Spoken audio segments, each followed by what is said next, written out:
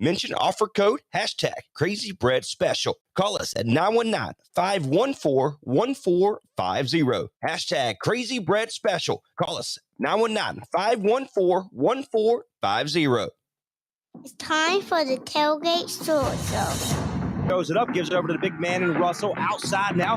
They're going to swing it left or right, lose the basketball for just a moment, gets it inside of Bridges. He puts it up, and it's good.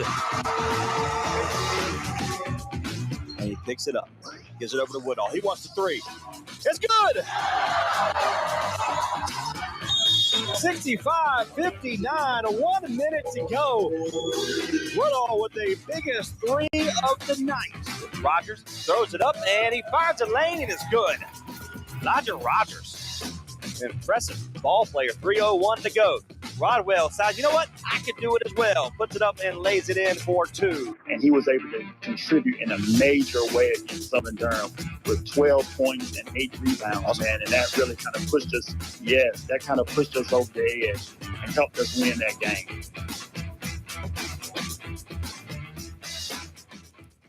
And welcome to the Tailgate Sports Show right here on Next Door Radio, nextdoorradio.com, and the Next Door Radio app. My name is Trace. Now, if you're followed by way of our social media and our website video stream, or by way of website and the audio and the app available by Google and Apple Store, we appreciate you for tuning in today. The Tailgate Sports Show is live Monday through Friday, beginning at 1 p.m.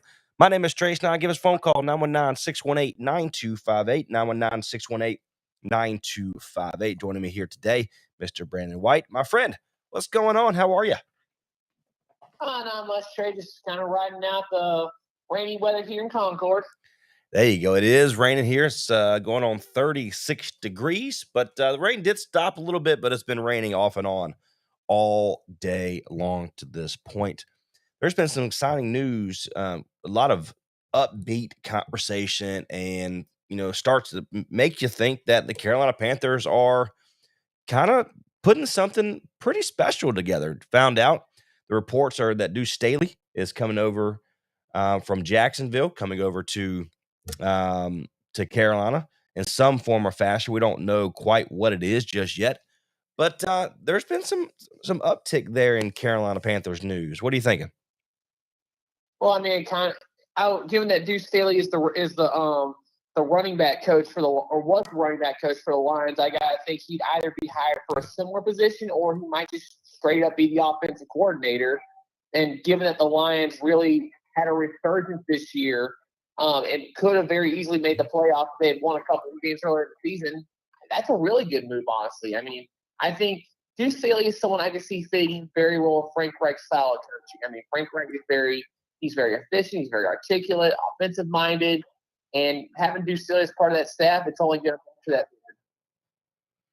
Again, this Tailgate Sports Show here on Next Door Radio. Give us a call, 919-618-9258. I like it. He wants to get kind of be closer to his home roots, which based on what we're reading by websites and such, that his mom is under some health concerns, so he wants to be moved back, which is fantastic. But we don't know. Again, we don't know the concept. We're still looking for a defensive coordinator.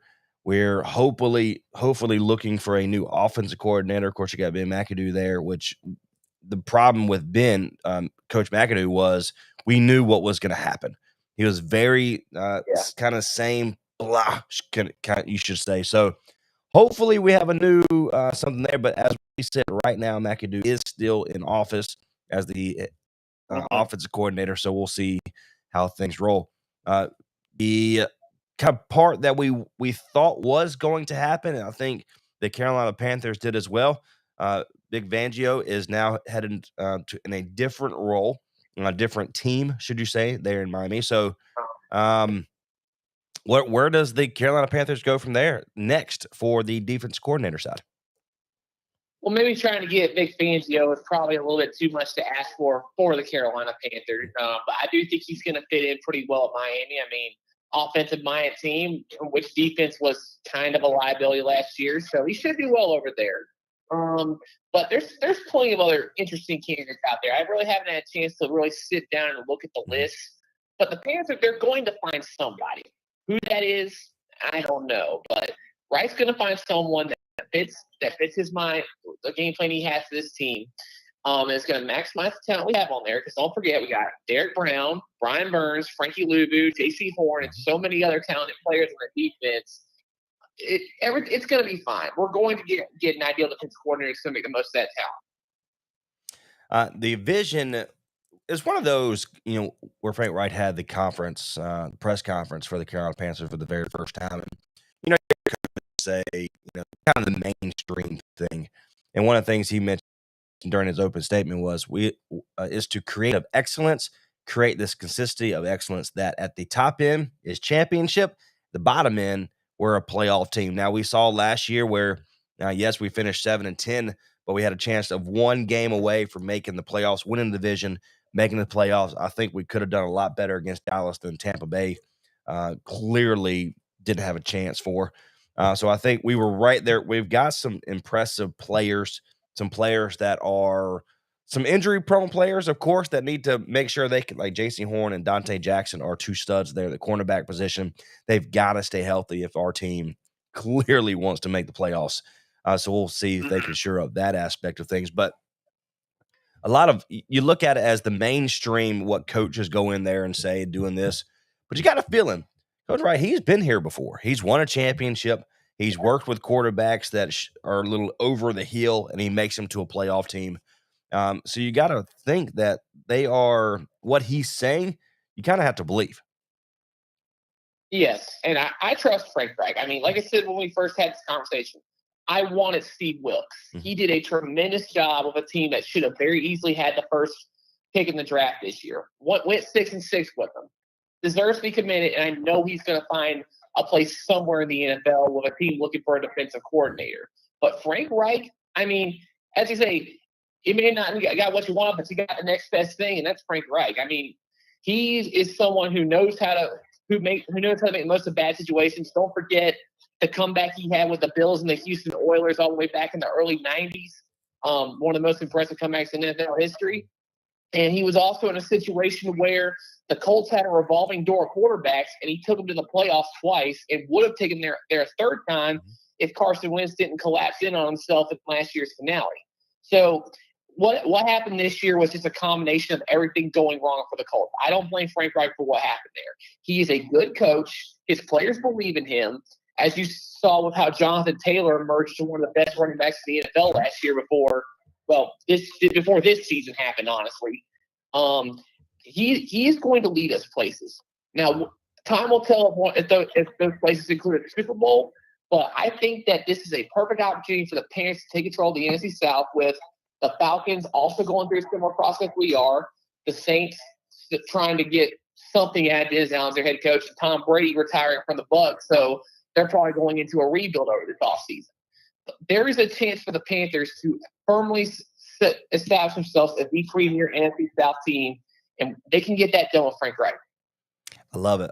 This Tailgate Sports Show here on Next Door Radio, nextdoorradio.com, and the Next Door Radio app. My name is Trace Knott. He is Brandon White. If you are tuning into our video stream by way of our website on the homepage, we appreciate you very much. Of course, you're doing by the audio and the website and our app available by Google and Apple Store. There you go. So you look at it as... I know you can't see me, you can hear me. That's exactly right. So you look at it as what we have our head coach in place. We're going to look to potentially change the coordinator for the offensive side. We're looking for a defensive coordinator. You got to do it. I mean, it is what we know Big and can do. He has done what he could. And he's not on the website anymore. Like he was taken off the same day Steve Wilkes was taken off. So McAdoo there's a 95% chance he's not going to be the offensive coordinator. So which is perfectly they're going to find something else. You don't worry about that. Perfectly fine. So we just need an offensive mind. Of course, head coach has mentioned before that he loves calling plays, but he's going to look to offset that to make it a little bit easier for him, should you say.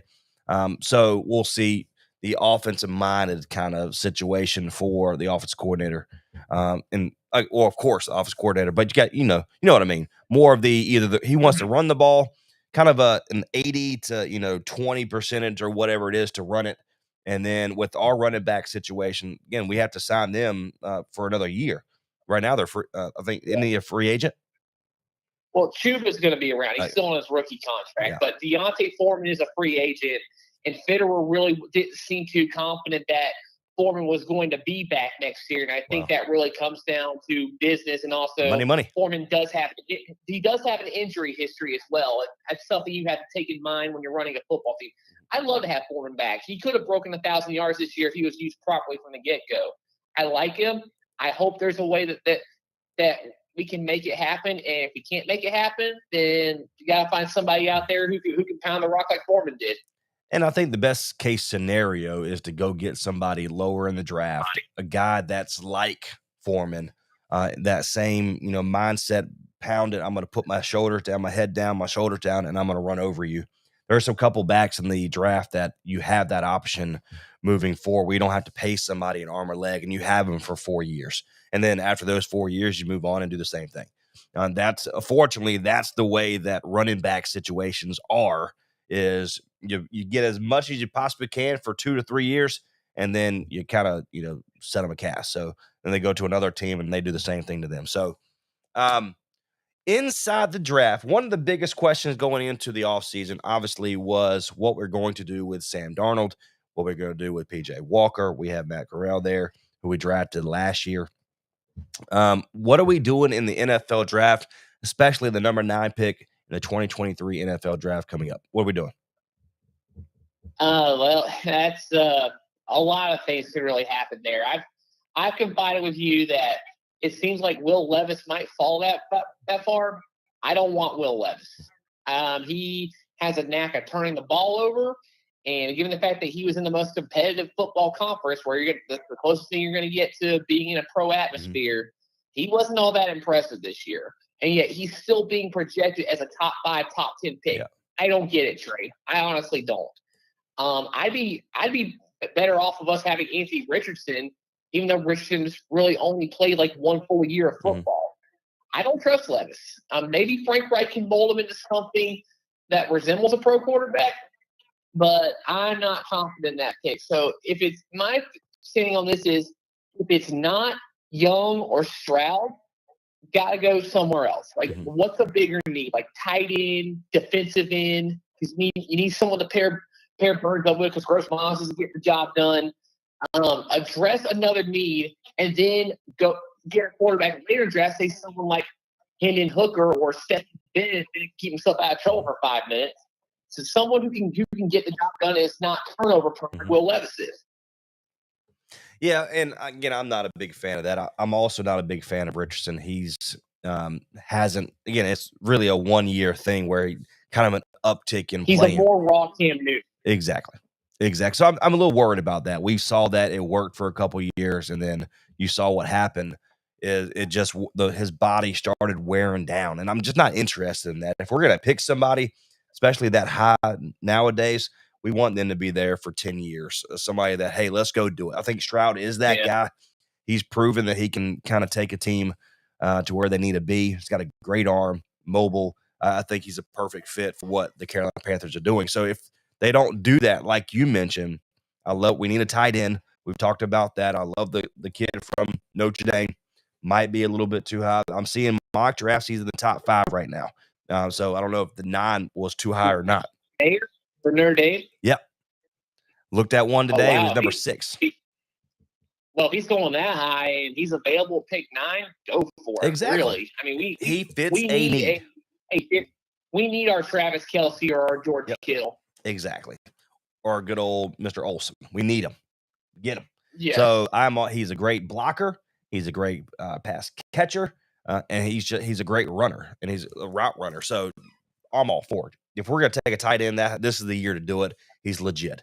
Definitely. If we don't take those kind of players, and based on what Fitterer is saying right now, one of his press conference, the same time that Coach did, was if it's not, you don't want to force it. You don't want to take quarterback and pass on a really good player that might set you back.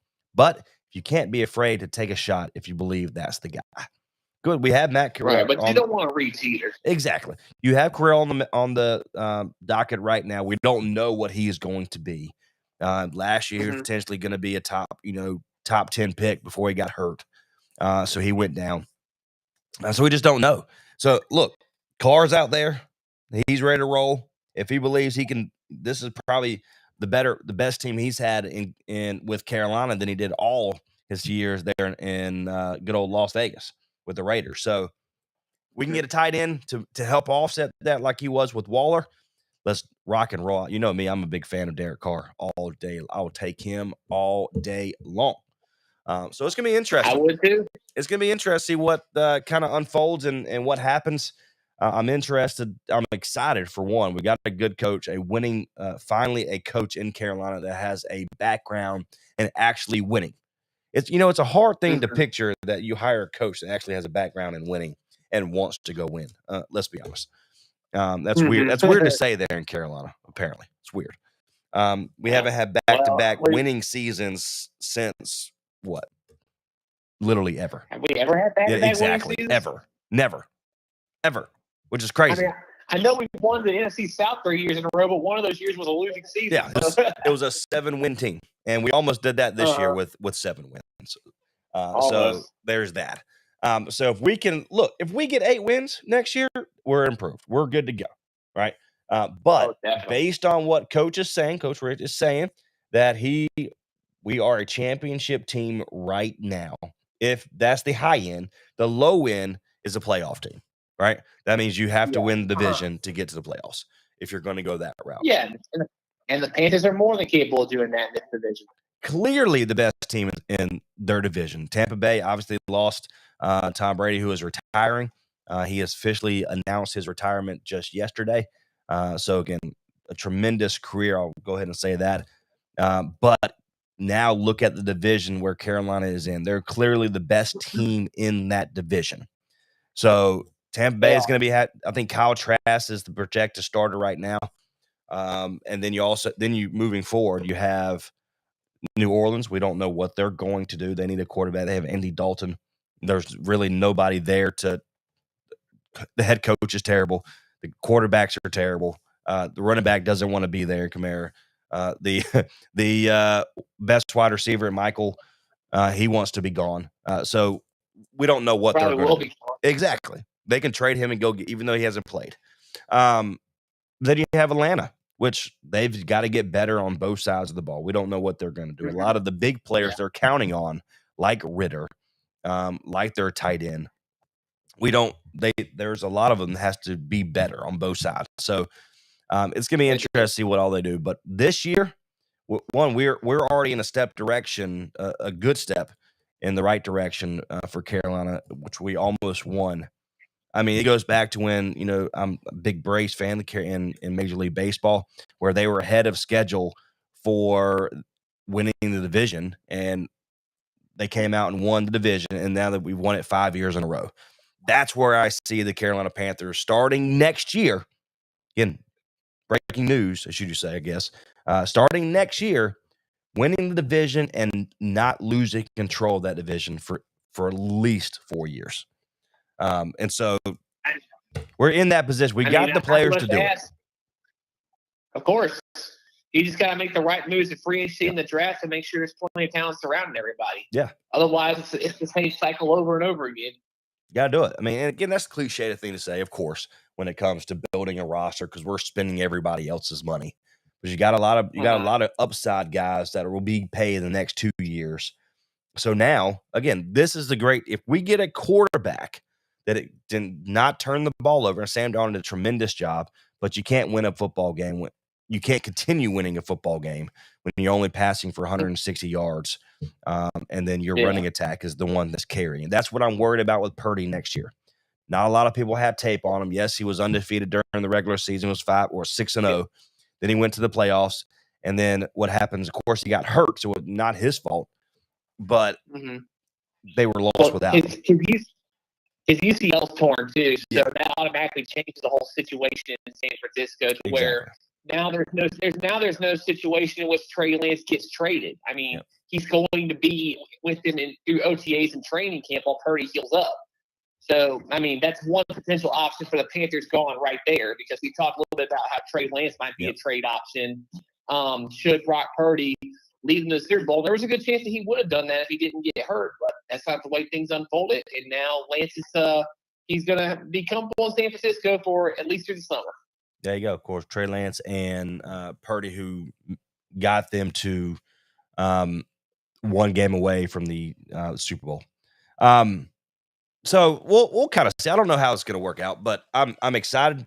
We got some positive. It was positive last year. It was exciting to be on a team that was fighting for a championship, which again, we only got blown out by 2 games since Wilkes took over last year. So yes, the players disappointed. There's a lot of feedback and comments from the couch GMs that out there on Facebook and social media saying this is ridiculous.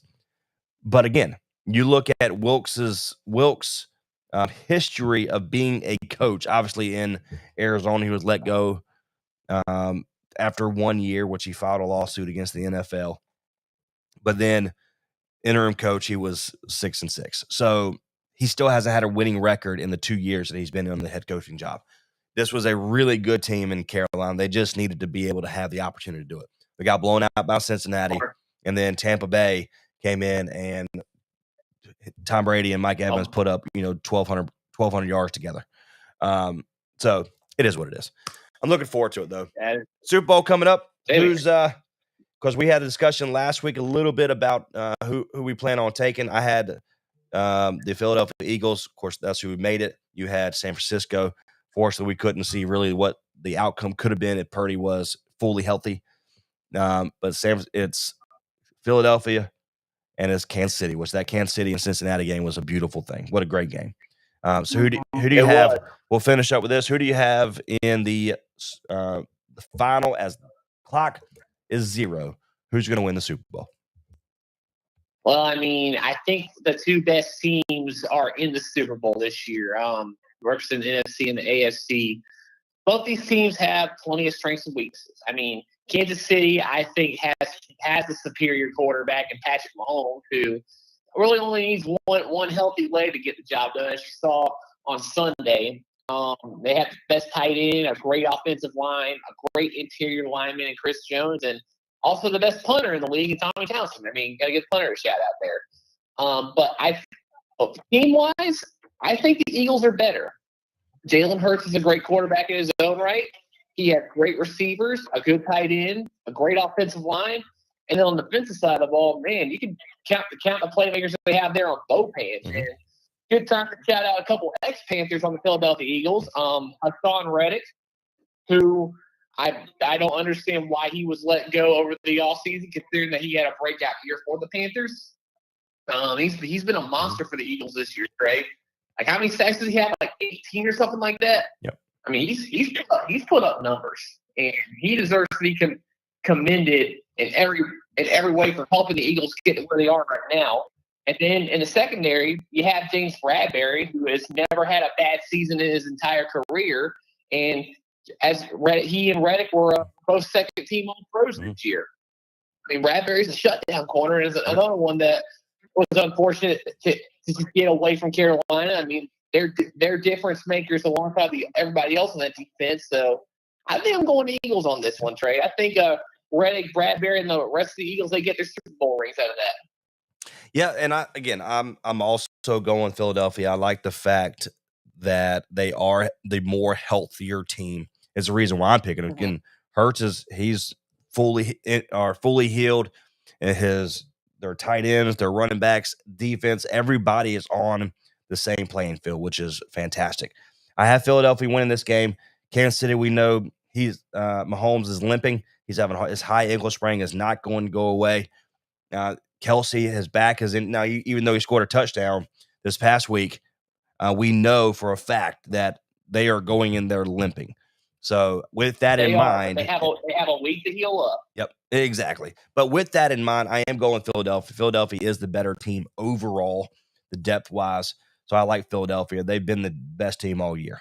They took a little couple hiccups here and there when Hurts went down, which means how special Hurts can be, and it is to the Philadelphia Eagles. So I like the Eagles in this one. It's going to be a fun matchup, and we'll see how it goes here in the next week. Yeah, it's going to be a fun one. There you go. All right, my friend. Well, I appreciate you. God bless you. Be safe out there, and let's get some work done, okay? Sounds good, Trey. All you right, too. brother. Take care of yourself. You too. Again, my name is Trace 9 on behalf of the Tailgate Sports Show. That was Brandon White. He's down. He was with NASCAR Roots. We appreciate him very much being a part of our program here today. Until next time.